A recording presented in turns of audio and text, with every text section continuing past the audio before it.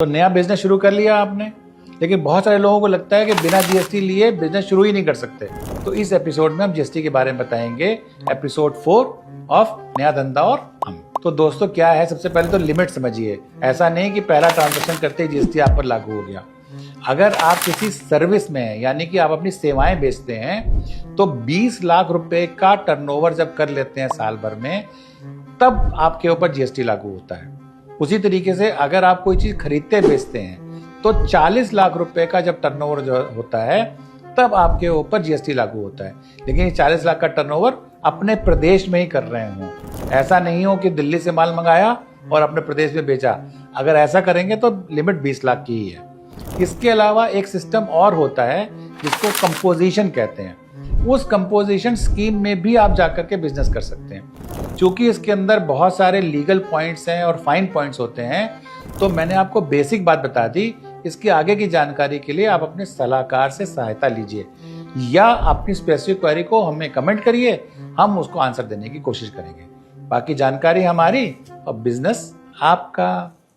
ये न्यूज़ पढ़ी आप लोगों ने, अब राजस्थान के शहर भी मुंबई और दुबई बनने जा रहे हैं। तो भाई अब राजस्थान सरकार ने 70 मीटर की जो लिमिट थी वो हटा दी है। इसका मतलब ये है कि अब जो भी बिल्डिंग्स हैं वो 70 मीटर से ऊपर भी बन पाएंगी। अब बिल्डर्स को जयपुर में और दूसरे शहरों में आराम से ऊंची इमारतें बनाने की परमिशन मिल जाएगी। पहले राजस्थान में नेशनल बिल्डिंग कोड लागू हुआ करता था, लेकिन अब इंडियन स्टैंडर्ड कोड लागू होगा। इससे आपको 70 मीटर से ऊंची बिल्डिंग बनाने की परमिशन तो मिल जाएगी, लेकिन इसके नियम और भी ज्यादा कड़े और सख्त है। अगर आपने नई बिल्डिंग के लिए फायर एनओसी नहीं लिए या फिर मॉडर्न इक्विपमेंट नहीं है आपके पास, तो आपको बिल्डिंग बनाने की ही परमिशन नहीं मिल पाएगी। और अगर बिना परमिशन के कोई ऐसा करता है तो बिल्डर के साथ साथ संबंधित अधिकारी को भी सजा हो सकती है। तो 70 मीटर से ज्यादा ऊंची बिल्डिंग बनाने की परमिशन तो है, लेकिन नियम और भी ज्यादा सख्त होने वाले हैं। तो राजस्थान सरकार के इस नए नियम के बारे में आप लोगों का क्या कहना है, प्लीज कमेंट में जरूर बताइए।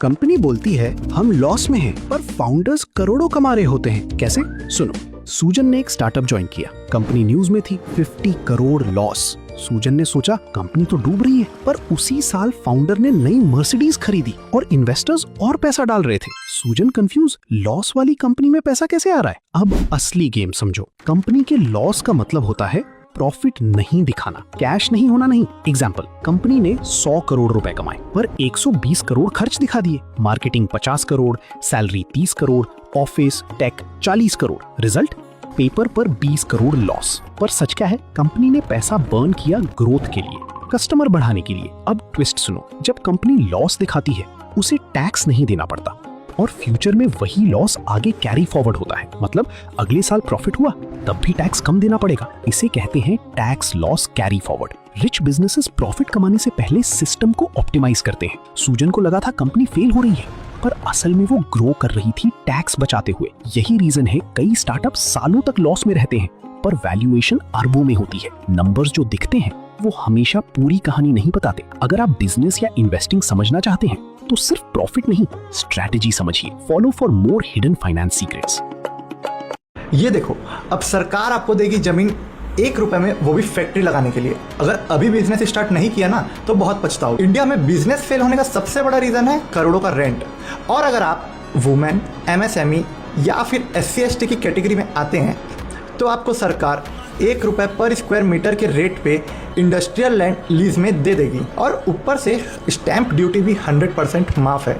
बस एक सॉलिड बिजनेस प्लान बताओ और जमीन का करोड़ों का खर्च बचाओ। अगर इसकी पूरी डिटेल्स चाहिए तो कमेंट करें लैंड, मैं आपको इसकी पूरी डिटेल्स DM कर दूंगा।